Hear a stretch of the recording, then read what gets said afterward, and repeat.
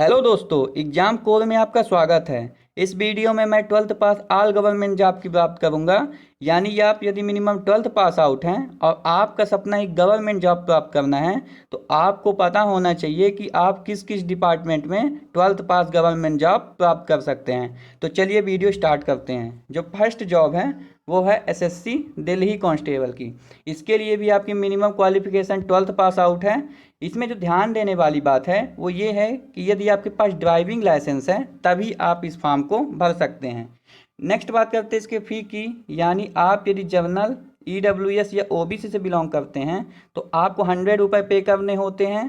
और यदि आप एससी एसटी या फीमेल से बिलोंग करते हैं तो आपको कोई भी फ़ी पे नहीं देनी होती है।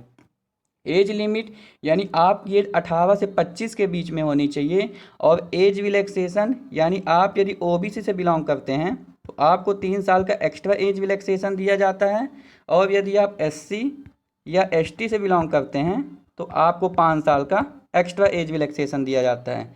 इस एप्लीकेशन को भी आप ऑनलाइन माध्यम से भर सकते हैं। अब यदि बात करें इसके सिलेक्शन प्रोसेस की तो सबसे पहले आपका रिटेन एग्ज़ाम लिया जाता है। जब आप रिटेन एग्ज़ाम को क्लियर कर लेते हैं तो आपको फिजिकल के लिए बुलाया जाता है। जब आप फिजिकल को भी क्लियर कर लेते हैं तो आपको मेडिकल के लिए बुलाया जाता है। जब आप इस स्टेज को भी क्लियर कर लेते हैं तो आपको डॉक्यूमेंट वेरिफिकेशन के लिए बुलाया जाता है और मेरिट लिस्ट पब्लिश की जाती है।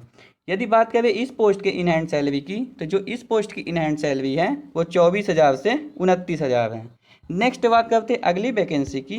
जो अगली वैकेंसी है वो है इंडियन आर्मी टीईएस एंट्री की। इसके लिए भी आपकी minimum qualification 12th pass out है। और इसके लिए आपकी फ़ी जो है यदि आप journal EWS OBC SC ST pH यानी किसी भी कैटेगरी से बिलोंग करते हैं आपको कोई भी फ़ी पे नहीं करनी होती है। इस एप्लीकेशन को भी ऑनलाइन माध्यम से भर सकते हैं जिसके लिए आपकी एज लिमिट 16.5 से 19.5 के बीच में होनी चाहिए। इसमें जो मेन पॉइंट है वो ये है कि इस वैकेंसी को केवल अनमैरिड मेल कैंडिडेट ही फिल कर सकते हैं। अब बात करें यदि इसके सिलेक्शन प्रोसेस की तो जब आप फॉर्म को फिल करते हैं तो आपके 12th के परसेंटेज के आधार पर आपके फॉर्म को शॉर्टलाइज किया जाता है। इसके बाद आपको एसएसबी इंटरव्यू के लिए बुलाया जाता है जो कि 5 दिनों का होता है। यदि आप एसएसबी इंटरव्यू क्लियर कर लेते हैं तो आपको नेक्स्ट स्टेज यानी फिजिकल के लिए बुलाया जाता है। जब आप फिजिकल को भी क्लियर कर लेते हैं तो आपको मेडिकल के लिए बुलाया जाता है।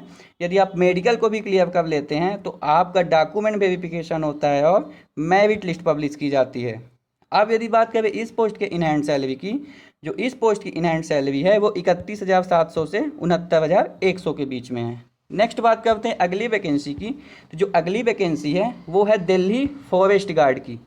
इसके लिए भी आपकी minimum qualification 12th pass out होनी चाहिए। नेक्स्ट बात करते हैं इसके फ़ी की। यानी आप यदि जर्नल ईडब्ल्यूएस या ओबीसी से बिलोंग करते हैं तो आपको 100 रुपये पे करने होते हैं।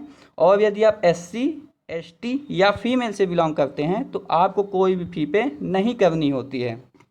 इस एप्लीकेशन को भी आप ऑनलाइन माध्यम से भर सकते हैं जिसके लिए आपकी एज लिमिट 18 से 27 के बीच में होनी चाहिए। एज रिलैक्सेशन यानी आप यदि ओबीसी से बिलोंग करते हैं तो आपको 3 साल का एक्स्ट्रा एज रिलैक्सेशन दिया जाता है। और यदि आप एससी या एसटी से बिलोंग करते हैं तो आपको 5 साल का एक्स्ट्रा एज रिलैक्सेशन दिया जाता है। अब यदि बात करें इसके सिलेक्शन प्रोसेस की तो सबसे पहले आपका रिटन टेस्ट लिया जाता है जो कि computer based objective type test होता है। जब आप टेस्ट को क्लियर कर लेते हैं तो आपको फिजिकल के लिए बुलाया जाता है। जब आप फिजिकल को भी क्लियर कर लेते हैं तो आपको मेडिकल के लिए बुलाया जाता है। यदि आप मेडिकल को भी क्लियर कर लेते हैं तो आपको डॉक्यूमेंट वेरिफिकेशन के लिए बुलाया जाता है और लास्ट में मेरिट लिस्ट पब्लिश की जाती है।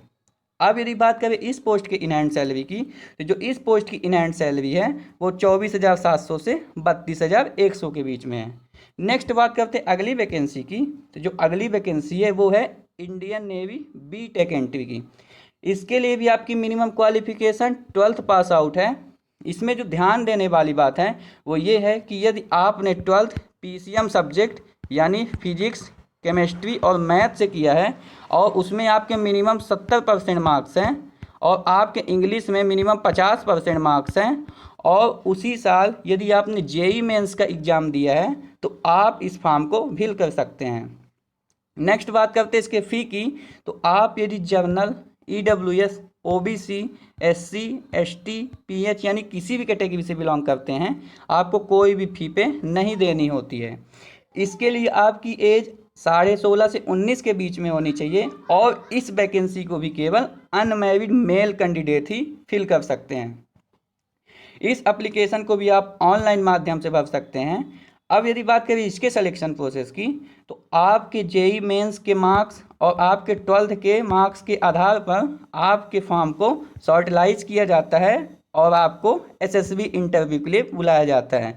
जो एसएसबी इंटरव्यू होता है वो 5 दिनों का होता है।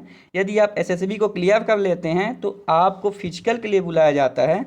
यदि आप फिजिकल को भी क्लियर कर लेते हैं तो आपको मेडिकल के लिए बुलाया जाता है। जब आप इस स्टेज को भी क्लियर कर लेते हैं तो आपको डॉक्यूमेंट वेरिफिकेशन के लिए बुलाया जाता है और लास्ट में मेरिट लिस्ट पब्लिश की जाती है। अब यदि बात करें इस पोस्ट के इन हैंड सैलरी की, तो जो इस पोस्ट की इन हैंड सैलरी है वो 31,700 से 69,100 के बीच में है। नेक्स्ट बात करते हैं अगली वैकेंसी की। जो अगली वैकेंसी है वो है एसएससी स्टेनोग्राफर ग्रुप सी और डी की पोस्ट। इस फॉर्म को भी आप मिनिमम 12th पास आउट भर सकते हैं। इसके फ़ी की बात करें तो आप यदि जर्नल, EWS या OBC से बिलोंग करते हैं तो आपको 100 रुपये पे करने होते हैं और यदि आप SC, ST, PH या फीमेल से बिलोंग करते हैं तो आपको कोई भी फ़ी पे नहीं देनी होती है। इस एप्लीकेशन को भी आप ऑनलाइन माध्यम से भर सकते हैं, जिसके लिए आपकी एज लिमिट 18 से 27 के बीच में होनी चाहिए। अब बात करें एज रिलैक्सेशन, यानी आप यदि OBC से बिलोंग करते हैं तो आपको 3 साल का एक्स्ट्रा एज रिलैक्सेशन दिया जाता है और यदि आप SC या ST से बिलोंग करते हैं तो आपको 5 साल का एक्स्ट्रा एज रिलैक्सेशन दिया जाता है। नेक्स्ट बात करते हैं इसके सिलेक्शन प्रोसेस की। तो सबसे पहले आपका रिटन एग्ज़ाम लिया जाता है और इसमें एक ध्यान देने वाली बात है वो ये है कि यदि आप इस फॉर्म को भरते हैं और यदि आपका मैथ वीक है तो आप इस वैकेंसी को ज़रूर भरिए, क्योंकि इसके रिटन पेपर में मैथ के क्वेश्चन नहीं पूछे जाते हैं। जब आप रिटन टेस्ट को क्लियर कर लेते हैं तो आपको स्टेनो टाइपिंग के लिए बुलाया जाता है। यदि आप स्टेनो टाइपिंग को भी क्लियर कर लेते हैं तो आपको डॉक्यूमेंट वेरिफिकेशन के लिए बुलाया जाता है और लास्ट में मेरिट लिस्ट पब्लिश की जाती है।